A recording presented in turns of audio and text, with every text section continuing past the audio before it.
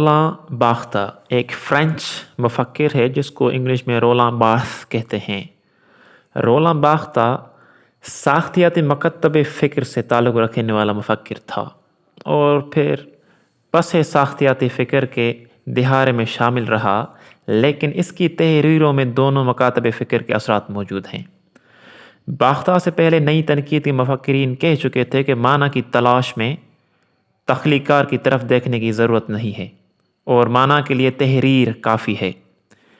یہی بات باختہ کہتا ہے، مگر دونوں کے درمیان بنیادی فرق یہ ہے کہ نئی تنقید کے مطابق تحریر میں موجود واحد اور معروضی مفہوم تک رسائی ممکن ہے، جبکہ باختہ اس بات کا انکاری ہے کہ تحریر میں کوئی واحد یا معروضی مفہوم ہو سکتا ہے۔ مفہوم تخلیق کار اور تحریر کے میلاپ سے نہیں بلکہ تحریر اور کاری کے میلاپ سے جنم لیتا ہے۔ اب ہم اتنا جان گئے ہیں کہ تحریر محض لفظوں کا انبار نہیں ہے جس کی کوئی الہامی حیثیت ہو۔ تحریر ایک ہم جہت مکان اسپیس ہے جس میں مختلف تحریریں آپس میں ملتی اور ٹکراتی ہیں۔ یہ تحریریں نہ تو اصلی ہیں اور نہ ہی ایک دوسرے سے سہمت، کیونکہ ان کی جڑیں ثقافت کے بے شمار اور متضاد مراکز میں پیوست ہیں۔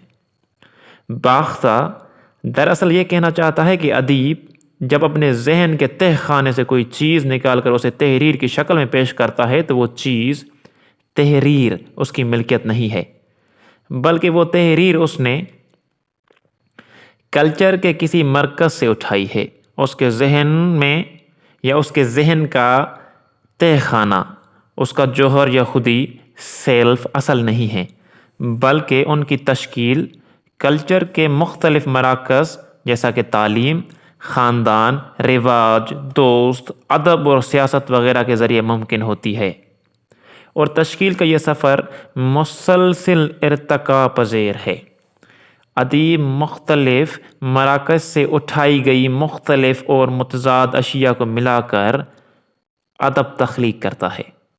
اس صورت میں بھلا یہ کیوں کر مانا جا سکتا ہے کہ ادیب تحریر میں جس مفہوم کو دیکھ رہا ہے تحریر میں صرف وہی مفہوم موجود ہے۔ تحریر کی عمارت کی بنیاد اور ان میں استعمال شدہ اشیاء ایک دوسرے سے متضاد اور مختلف ہونے کے باعث ایک منفرد شکل دکھاتی ہیں اور مرکز سے بغاوت کرتی ہیں۔ جب قاری یا نقاد اس تحریر کو غور سے پڑھتا ہے تو اسے یہ تضادات نظر آتے ہیں۔ نقاد کو رد تشکیل کرنے کی ضرورت ہی نہیں ہے، تحریر خود اپنا رد تشکیل کرتی ہے، نقاد صرف اس کی نشاندہی کرتا ہے، اور یہ بات ہے کہ قاری کو تحریر میں صرف اپنی پسند یا ذوق کے مطابق مفہوم نظر آتا ہے۔ یہ فرق اس لیے ہے کہ ضروری نہیں ہے کہ قاری اور ادیب کے ثقافتی مراکز ایک ہوں، لہٰذا بالکل ممکن اور جائز ہے کہ قاری تحریر میں کوئی ایسا مفہوم تلاش کر لے کہ جو ادیب کے وہم و گمان میں بھی نہ ہو۔ اس صورت میں ادیب کی تحریر کی معنیت و مفہوم پر اجارہ داری قائم کرنا ایسی ہے جیسے تحریر کو بذریعہ تشدد کسی خاص مفہوم کی ڈبیا میں بند کر کے اس کو ہمیشہ کے لیے ساخت کر دینا۔